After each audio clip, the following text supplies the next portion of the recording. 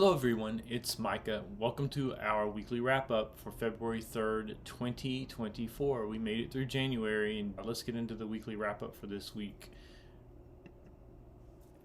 Our number one single is, guess who? Jack Harlow. He's been popping in and out of number one for what seems like 3 months now. I guess if this chart week ended in February, I guess it technically is 3 months.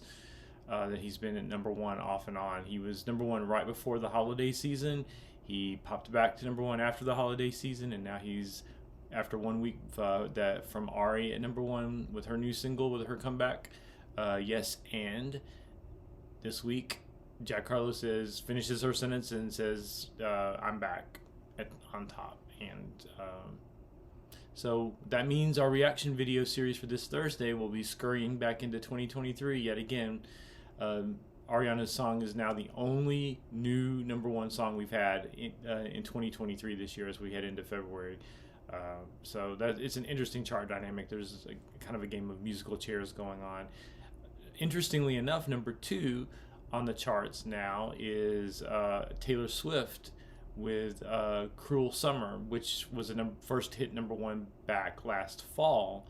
So she's been hovering in the top five as well, and it's just interesting how these songs are all kind of staying around month after month after month, but it is giving me a chance to go back and make up for some lost time and get into last year in my reaction videos. So stay tuned on Thursday as we go back into 2023 and listen to another number one song from that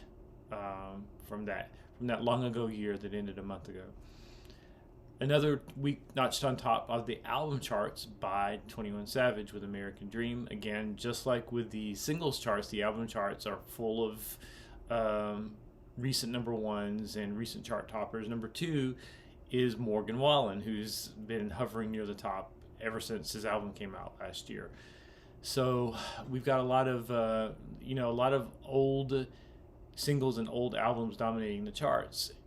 Coming in at number 4, I think it was. I don't have the charts memorized, and I don't have the notes in front of me, but I think coming in at number 4 was the new album from Green Day, and that was about the only fresh blood that's been injected into the chart this week. But congrats to all the charting artists, to 21 Savage, to Jack Harlow. I guess this week we have a rep monopoly on the top positions of the U.S. charts. So I know that hip hop last year underwent a drought of not having a number one single for a while, so apparently that's over now.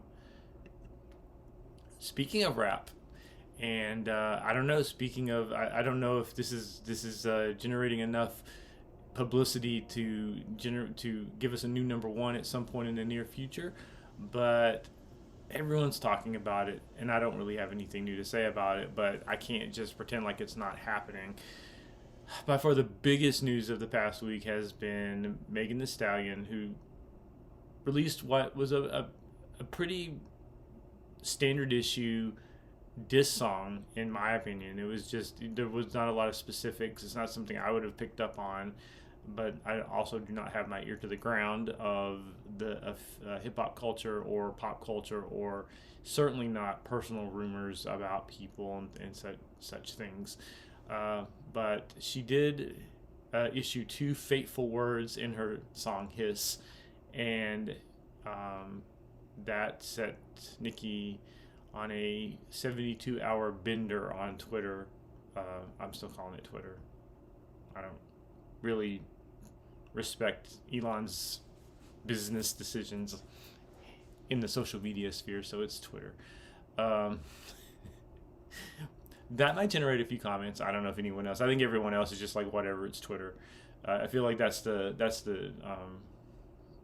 general consensus at this point. But anyway, getting back to the feud, Nicki spent an entire weekend spiraling from what was a fairly oblique reference to her and her situation. So things got really ugly. In preparation for this video, I did listen to Bigfoot and it's pretty much, I pretty much agree with the consensus, or what I see to be the consensus online about and in various media spheres about how that came off. I think it could have been, she could have maybe held back for a few days and like crafted something a little more craftsman-like. But she got her message out for sure, and so now I don't know how much longer this can really dominate the pop culture conversation. Hopefully, it will come to a fairly tidy conclusion at some point. There's got to be some relief from all the tension. So I hope that one or both sides calms down. We'll see if this means big chart numbers for Megan when the charts are released this week. Between Megan's eye-catching music video and Nicki's spiraling response to it, there's some talk that Megan may have a really, really high debut on the singles chart with the song. So we'll see. And finally, Grammy fever. Yeah, it's almost an oxymoron. The Grammys kind of don't have the same cultural cachet that they used to, at least from where I'm sitting. They do not. And but for what it's worth, they're going to be on tomorrow night, and Trevor Noah is hosting the awards ceremony, and lots of noteworthy artists are performing. Taylor Swift is not, Beyonce is not, but from what I understand, Dua Lipa, Olivia Rodrigo, and Miley Cyrus are performing, among many others. So it'll be interesting. Now that I'm actually broadcasting as if I'm in the know when it comes to music, maybe I need to watch the show so I can do a recap next week. I haven't watched the show in many years, but this might be a good opportunity for me to get back into it. Looking at the nominee list of nominations before making the video, I was struck by how many of the people and groups that were nominated that I was not familiar with, and one name in particular was John Baptiste, who I am familiar with by name, and I remembered vaguely there being some hoopla around him a couple years ago. I was able to refresh my memory, and he actually won Album of the Year a couple of years ago, and now he's back in contention again. He is John Baptiste is like your stereotypical Grammys darling who doesn't really sell a lot of records, compared to Taylor Swift or SZA, and is not necessarily breaking any airplay records either. But he's a musician's musician. He's very accomplished, talented, thoughtful, and an academic in his approach to music. And it's and I did watch a couple of his one music video and one performance from him in preparation for this video, because I didn't want to just say, oh, John Baptiste has a bunch of nominations, and not even know who the heck I was talking about.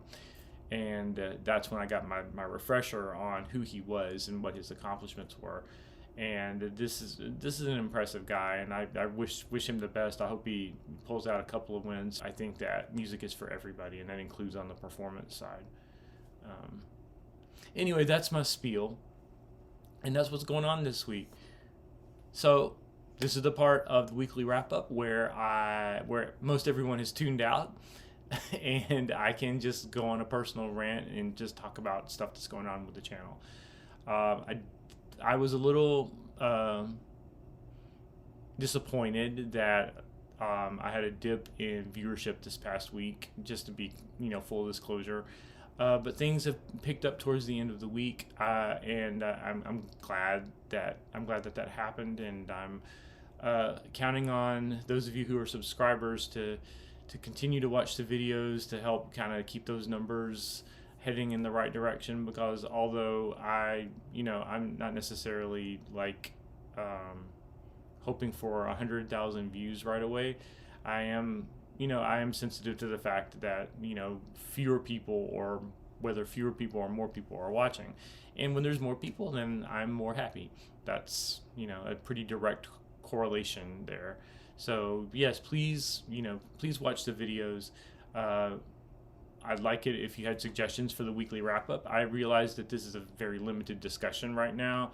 I just don't feel like I should go too far in one direction and have lots of research uh, for this if there's really not the appetite for it. But I'm willing to pour more resources into it if there's a need there, if there's something that the subscribers want me to speak on or talk about, or if there's something, I love doing the reaction videos, but ultimately I'd like to do more videos like this where I don't have to worry about the ins and outs of the copyright rules, and I can just get views organically not based off of the fact that I'm reacting to somebody else's video. I enjoy all of that, and I love doing reaction videos. I just know that there are business complications with using those as a primary video source. So so I went way in the weeds with that observation, but overall I'm encouraged, and I appreciate the comments are coming in. Despite the dip in viewership, the comments are coming in faster than ever, and I'm glad for that. And I appreciate everyone educating me about the various things that I don't know about the videos that I'm reacting to, and it's humbling, because sometimes I have imagined that I know a lot of what I need to know, or I assess my knowledge base as being at a certain level, and then someone takes me to school on some of these reaction videos, and I'm like, really? I did not know that. And every time that happens, I'm like, okay, this is great. This is something that I've spent however many years listening to music, decades listening to music, and I never knew this fact about this song. I never knew this causal connection, and so these comments are super enlightening, and I like that. I like reading them a lot. So please keep up the commentary, keep up the subscriptions. Like, if you haven't subscribed yet, and especially here's my blatant plug here. Especially if you're a Janet Jackson fan or you're a Taylor Swift fan, you have no business not subscribing to my channel, because you have guaranteed new content coming all the time. And that is the reason, and that the reason for that is that on Fridays are Janet Jackson Fridays, all Janet, all Friday. My reaction video that I release on each Friday will be a track, and I'm going chronologically through her career. It will be a Janet Jackson song that I'll be reacting to, and in parallel with that, and not on any strict schedule per se, but I am releasing them intermittently, I will be reacting to all of Taylor Swift's albums. I released part 1 of 2 of my reaction to her debut album this week, and it's gotten a good reception, and I'm happy for those of you who tuned into that. And part 2 is recorded, and it's going to be available for viewing very shortly. So I'm very excited about that. Doing full album reactions is a lot more gratifying, especially because albums are meant to be consumed whole. So far, when I'm just reacting to individual songs, those songs by necessity are plucked out of context and onto a radio format usually, or a music video format, and you don't necessarily get the breadth of understanding about what other things this artist talks about, or why this artist was talking about this particular thing. An album helps you connect, a good album helps you connect the dots about all the different things that this artist talks about and cares about. And so I really like sinking my teeth into full album reviews, and I'm excited to do more of those for Tay Tay. I